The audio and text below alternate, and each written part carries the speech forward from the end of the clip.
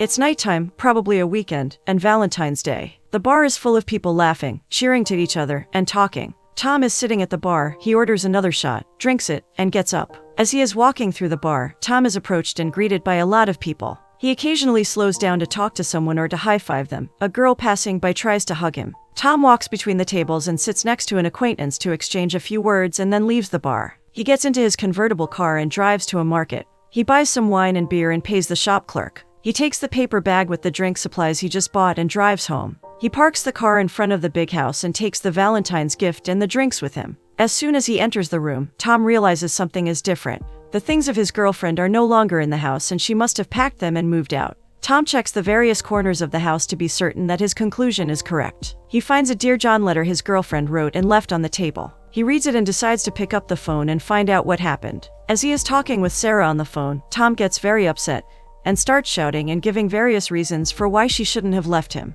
He says he was planning to celebrate Valentine's Day with her, but instead, he got dumped. He points out how much of his effort and time he has given in this relationship, and then finally hangs up the phone, still in disbelief about what happened. Tom puts down the phone, the letter, and the heart-shaped box of chocolates. His disappointment is interrupted by the entrance door opening. It's his friend, Sal, who tells him that he shouldn't have left the bar so soon. Sal puts the bottle on the flat surface and starts opening the drink. He is very enthusiastic about Valentine's Day and says he can't believe Tom didn't invite any girls. Luckily, he remembered to invite a group of girls. He starts talking about one of them, Charlotte, and explains that he threw her away because he didn't want to be seen with her in public. Apparently, she didn't want to be seen with him either, and she told him that he thinks he is the center of the universe. Tom teases him and asks if he told her about the theory of relativity, as he does with all the girls. Sal explains that they were getting too close with all the cute and mushy words, and he cut her off. Tom asks Sal to give him a beer as they are talking. Sal continues talking about the same girl who appeared with another guy at the bar that night.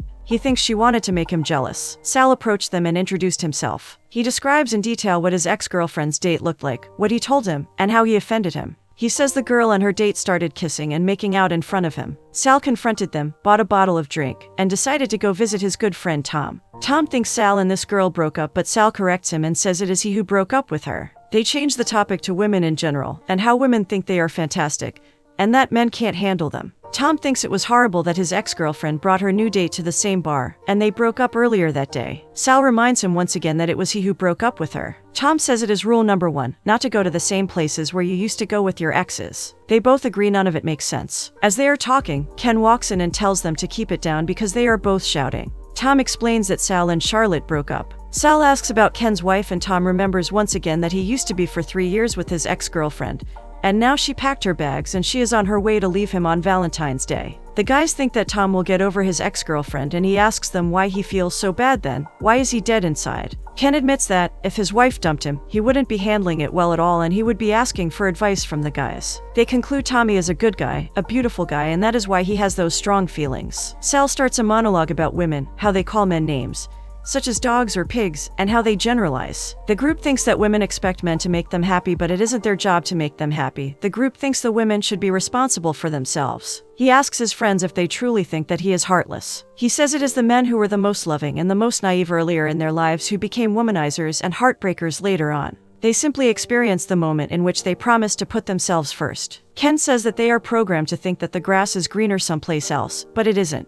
And if they don't change their behavior, he thinks that one day they will wake up feeling old and alone, and realize they've lost some great girlfriends they could sincerely talk to, because they were chasing the greener grass. As they are speaking, Wayne walks in and confirms that he received the message, and decided to join the party. Wayne talks about Hawaii and reveals he is getting married to a guy from the Virgin Islands. He wants Tom to be his best man and he thinks he and his fiancée will have a great time with Tom and Sarah in Hawaii. As soon as Tom hears the mention of Sarah, he gets sad. Wayne doesn't understand what happened and what he said, and Sal explains that Sarah dumped Tom because she needed some space. Sal and Wayne get into an argument about being gay. Sal doesn't think Wayne is truly gay, he thinks it's a mental rather than physical state. He reminds the group that Wayne used to be his good friend once. Wayne gets upset and makes it clear that not only does he think he is gay, but he is gay. Sal thinks gay people are trying to convert everyone, and Wayne refuses the accusation and thinks it's absurd. Sal thinks that, as a white heterosexual male, He is in a difficult position compared to other groups in society. Sal and Wayne continue arguing about whether homosexuality is something a person is born with or not, and Wayne explains that it is a scientifically proven fact that some homosexual men are born with a different part of the brain. Sal is skeptical about Wayne's words and continues to question him about the details of what he read. Sal thinks people become gay because they are told their brain is different.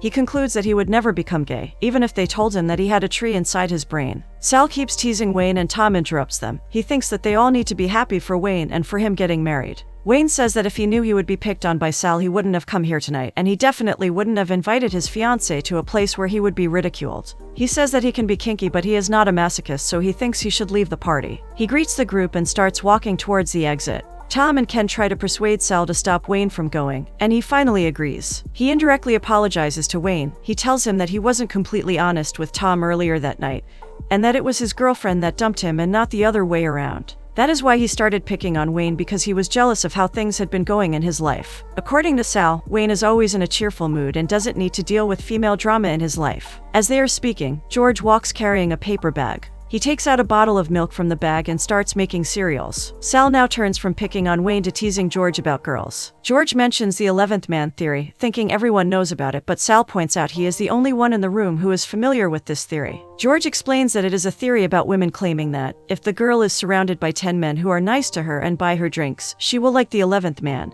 who walks in hardly saying a word to the girl, and not caring about her. George thinks this theory explains women and their behavior towards men. They simply fall for the guy who is indifferent to them. And hey, George refuses to play that game and to pretend like he doesn't care. George thinks it is a game that Sal plays really well, but he is simply not that kind of a person and doesn't want to pretend. As he is speaking, he continues eating his cereals. Sal talks about the analogy between a Pac-Man game and women. He thinks all women behave according to a pattern, but if you crack the code and win the game, you get stuck with a manipulative person who gets hooked on your manipulative behavior. Ken confronts Sal with what he said earlier about Wayne not being born gay. He reminds Sal that he wasn't that way either in the past, and it is not how he was born, with that attitude and beliefs. Ken recalls Sal buying necklaces for girls and writing poems to them, but he still got hurt, and he decided to change. Ken thinks that, instead of dumping girls for cheating on them, they should teach them to be monogamous. As an example, he mentions his relationship with Karen. The guys think it is Ken who taught Karen about monogamy, but Ken explains she was the one who taught him about many things in life. Sal notices how Ken changed ever since he started a relationship with her. Ken explains he likes to spend time with Karen and she is now his best friend. Sal thinks Ken is displaying codependent behavior. Ken doesn't agree with Sal. He thinks they are seeing things differently. For example, Sal perceives Ken's marriage as Ken having to pick up Karen from the airport, but Ken perceives it as getting to pick her up. Sal is certain that he will never marry under any circumstances. He mentions Tom as another example and says that Tommy is one of the best guys out there, yet he was also dumped. That is why Sal thinks that Ken's talk about women makes no sense. No matter how the men behave, there is no telling what the women will do tomorrow. Tom interrupts the discussion between Sal and Ken, and he also asks Wayne to stop talking for a while. He says they are all selfish coming to his home and talking about themselves when he is going through such a difficult time. He is about to lose the love of his life and needs to figure out a way to get her back. Tom says that, if the guys don't want to help him get her back, he will figure it out alone. Sal is playing the devil's advocate and asks Tom what if he doesn't get her back. Tom completely freaks out and is about to have a nervous breakdown. He starts analyzing famous men throughout history who were ruined because of women and their drama. He concludes that it is better for him if he doesn't see Sarah again. Not only Sarah but any woman. The other guys are listening to Tom's monologue, feeling confused by the change of attitude. While they are talking, they hear a knock on the door. Tom tells the guys he will open the door. There is a group of 5 girls at the entrance. One by one, they go inside the house, take off their clothes, and start dancing around the dance poles that suddenly appear in the room. The guys are mesmerized by the scene. The dance lasts for a magical few moments and the girls return to where they were, at the entrance, fully dressed. Tom realizes he imagined the whole scene. The girls say hi to the guys and enter the house. The girls are in the toilet, all together, checking their hair and makeup in the mirror and talking about guys. They tease Catherine about the guy she dated, and Catherine decides to tell them the whole story. She says she spent the night with the guy but they never dated. Everything was happening very slowly that night and finally, she went home and called another guy to finish the job. The girls continue talking about the guys who they can call at any time of the day or night, and who aren't looking for love or a relationship. The conversation changes to Laura and her naive view of romantic love. Rachel is very down to earth and realistic, too realistic even. She starts talking about all relationships ending sooner or later. She says the best possible outcome, one of the lovers passing away and leaving the other to spend their remaining days alone, is horrible, and most other relationships end by dumping or getting dumped. Rachel used to think getting dumped was the worst possible scenario, but she then experienced dumping another person and realized it was not pleasant either. She was constantly in doubt and second-guessing herself whether she made a mistake and if she was going to be alone for the rest of her life. Rachel concludes the monologue by saying she would rather be dumped than dump someone else. She also says that she doesn't need to worry about that anymore and exits the bathroom. The rest of the girls continue the conversation. Debbie thinks that Rachel does the difficult things in life. She is the type of person who tells everyone what she thinks as opposed to most girls who are almost programmed by society to lie. The conversation continues about the difference between lying and withholding information. Rachel walks to the living room. She meets Tom, who tries to tell her that his girlfriend will be here any moment. Rachel reveals that she already knows about his girlfriend and the suitcases by the door. Tom is impressed by how fast Rachel realizes the reality of the situation, but she explains it was because she read the letter while she was in the bathroom. In the bathroom, Debbie is questioning whether everyone else has gone mad with their attitudes about love, and Amy tells her that she is probably right, but she should watch for those who are mad but unaware they have gone mad. The party continues, and Tom is gliding through the room listening to the music. For a second he focuses on the suitcases and remembers that his girlfriend is about to arrive, but then he continues his glide through the room. Laura and Wayne start talking about Wayne's fiancée and they instantly click. Catherine approaches Tom, Ken, and Sal. She starts asking about Tom's girlfriend and when she is supposed to arrive. Tom admits he didn't think of any strategy yet. Catherine says that ambivalence is a good way to keep the girl hooked and interested. She thinks Tom's girlfriend might reconsider their relationship if she sees him having fun at the party. George gets confused trying to talk to Amy, and she teases him about it, pretending she misunderstood his attempts to introduce himself. They finally find a common word and start talking about the drawing game. Amy asks him if he can make an origami. Tom decides to go outside and check if Sarah is there, and Sal and Rachel get to know each other a bit better. Rachel asks if he is Catherine's friend, and he says that their hookup was a long time ago. Sal says that he hopes Catherine didn't say too many bad things about him. Rachel assures him she didn't. Wayne and Laura enthusiastically continue their conversation. Amy and George are playing the questions game with the origami. George is asking questions and Amy is answering. George asks Amy to name one thing, anything she would change about herself, and Amy answers she would like to change the way she looks at the world. She would like to look at the world as if every other person is enlightened except Amy, and that way she would always learn something new. Amy first picks a blue color and then red, and George concludes from her answer that no experience would ever be lost and she would be in a constant process of growth and progress. George then tells Amy to name an environmental organization and she says Greenpeace. George gives her the origami to read the answer. Wayne and Laura continue their enthusiastic talk about blowjobs. Laura wants him to tell her everything from a male's perspective and Wayne does so with pleasure. They both get immersed in the talk. Rachel and Sal continue their conversation too. Sal is interested in hearing whether the girls have the same kind of code guys have. He explains that the guy code means never dating a girl one of your friends used to date. It's simply off limits for them. Rachel reassures him that it's fine and they continue flirting. She suggests going in front of the house to look for something in the car and she promises to give him all the instructions for the night. Sal and Catherine talk about drinks and how scotch is prepared. They continue discussing Sal's marriage and the fact he arrived at 3 a.m. at the party even though he is married. Sal explains he rarely sleeps at night because he is an architect and he usually draws during the night.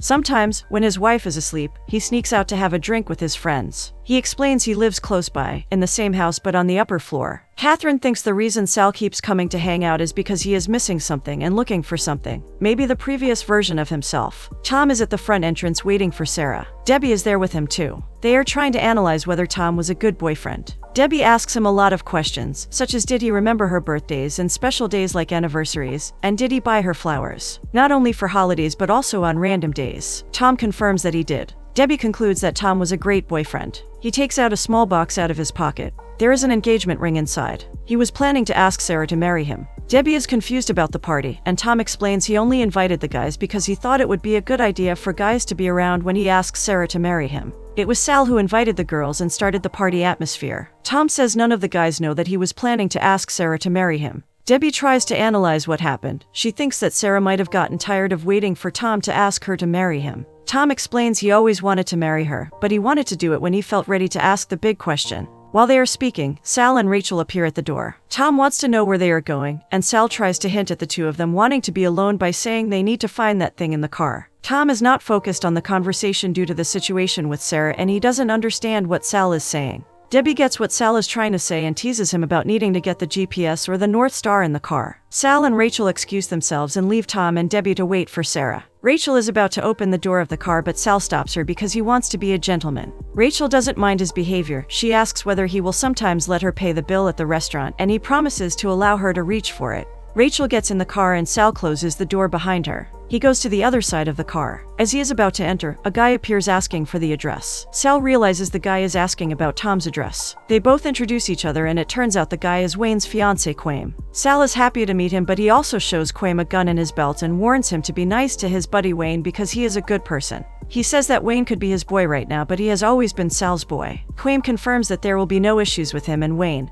and Sal leaves in the car with Rachel. Catherine is trying to persuade Ken to carpe diem, or to seize the moment, because life is short and we only live once. For a moment it seems like her words are having an effect on Ken and they are about to kiss, but then he tells her those are the most cheesy words he has ever heard. He thinks that she probably has a lot of success with other married men, but what she is doing is hurting so many people and she is not even aware of that. Catherine is surprised to hear him say that. Their conversation gets interrupted by Ken's wife Karen, who walks in with a wind perm in her hair and a face mask. She is initially angry at him, but they make up and she asks him to get her a drink too. Debbie lets Tom know Sarah is here. She is looking for a parking place outside, and she will be at the house any minute. The group starts getting ready to leave so Tom can talk to Sarah. George and Amy are saying goodbye to each other and he gathers courage and asks if she would like to see him again. She accepts the invitation and he reveals that he wrote his phone number in the drawing game they were playing earlier. Before leaving, Amy talks to Tom about what he is planning to say to Sarah. Tom explains he doesn't really have a plan yet. Amy thinks it is best if he tells her that he loves her, but says it in a way that makes it clear he truly means it. Tom explains he already said it before, but Amy is persistent that he should talk about love. They say goodbye to each other and Amy leaves. Sarah soon arrives and she and Tom start talking. He tells her that he was confused about what was happening, but now he clarified things for himself. He tells her that he will love her even if she leaves and moves to another country to find herself. He doesn't need her to be physically with him to be able to love her. Sarah offers to come inside so they can talk, but Tom thinks it is for the best if she goes to figure out whatever is happening with her. They greet and say goodbye, and Tom goes back inside. George is there, helping clean the apartment after the party, and they decide to make another drink and have fun.